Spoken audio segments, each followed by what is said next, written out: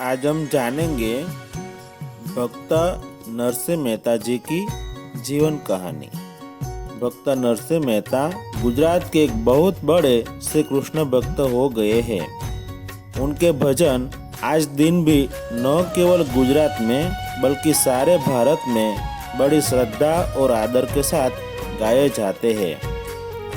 उनका जन्म काठियावाड़ प्रांत के जूनागढ़ शहर में बड़नगरा जाति के नागर ब्राह्मण कुल में हुआ था।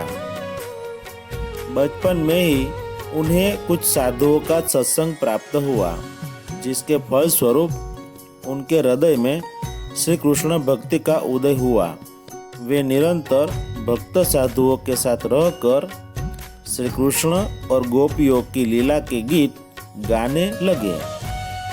धीरे धीरे भजन कीर्तन में ही उनका अधिकांश समय बीतने लगा।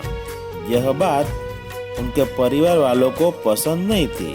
उन्होंने इन्हें बहुत समझाया पर कोई लाभ न हुआ। एक दिन इनकी भौजाई ने ताना मारकर कहा कि ऐसी भक्ति उमड़ी है तो भगवान से मिलकर क्यों नहीं आते। इस ताने ने नरसिंह पर जादू का काम किया।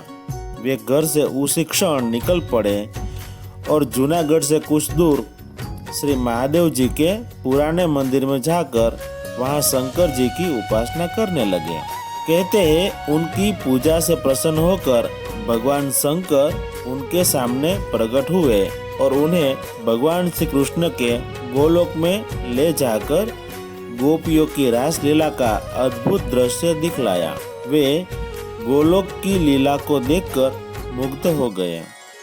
तपस्या पूरी कर वे घर आए और अपने बाल बच्चों के साथ अलग रहने लगे, परंतु केवल भजन कीर्तन में लगे रहने के कारण बड़े कष्ट के साथ उनकी गृहस्थी का काम चलता।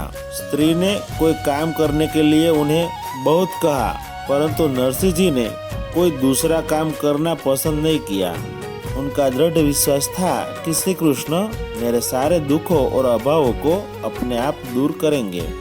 हुआ भी ऐसा ही। कहते हैं उनकी पुत्री के विवाह में जितने रुपये और अन्य सामग्रियों की जरूरत पड़ी, सब भगवान ने उनके यहाँ पहुँचाई और स्वयं मंडप में उपस्थित होकर सारे कार्य संपन्न किए। इसी तरह पुत्र का विवाह भी भगवत कृपा से संपन्न हो गया। कहते हैं नरसिंह मेहता जी के जाति के लोग उन्हें बहुत तंग किया करते थे।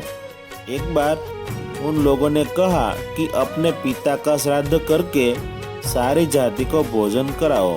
नरसिंह जी ने अपने भगवान का स्मरण किया और उनके लिए सारा सामान जुट गया।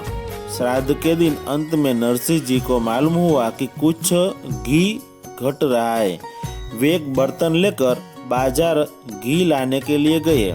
रास्ते में उन्होंने एक संत मंडली को बड़े प्रेम से हरि कीर्तन करते देखा। बस नरसिंह जी उसमें शामिल हो गए और अपना काम भूल गए। घर में ब्राह्मण भोजन हो रहा था। उनकी पत्नी बड़ी उत्सुकता से उनकी बाट देख रही थी। भक्तवत्सल भगवान नरसिंह का रूप धारण कर घी लेकर घर पहुँचे। ब्राह्मण भोजन का कार्य सुचारू रूप से पूरा हुआ। बहुत देर बाद कीर्तन बंद होने पर नरसिंह जी घी लेकर वापस आए और अपनी पत्नी से देर के लिए क्षमा मांगने लगे। स्त्री आश्चर्य सागर में डूब गई। पुत्र पुत्री का विवाह हो जाने पर नरसिंह जी बहुत कुछ निश्चिंत हो गए और अधिक उत्साह से भजन कीर्तन करने लगे।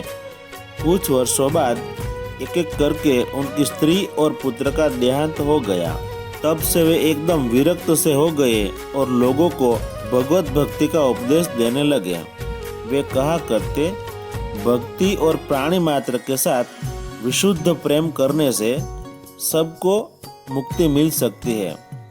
कहते हैं कि एक बार जूनागढ़ में राव मंडली ने उन्हें बुलाकर कहा, यदि तुम सच्चे भक्त हो तो मंदिर में जाकर मूर्ति के गले में फूलों का हार पहनाओ और फिर भगवान की मूर्ति से प्रार्थना करो कि वे स्वयं तुम्हारे पास आकर वह माला तुम्हारे गले में डाल दे, अन्यथा तुम्हें प्राणदंड मिलेगा। नरसिंह जी ने रात भर मंदिर में बैठकर भगवान का गुणगान किया। दूसरे दिन सवेरे सबके सामने मूर्ति ने अपने स्थान से उठकर नरसिंह जी को माला पहना दी। नरसिंह की भक्ति का प्रकाश सर्वत्र फैल गया, पर कहते हैं कि इसी पाप से राव मंडलिक का राज्य नष्ट हो गया। मित्रों, मेरा ये चैनल सब्सक्राइब जरूर करना और ये video like share and comment जरूर करें। Thank you.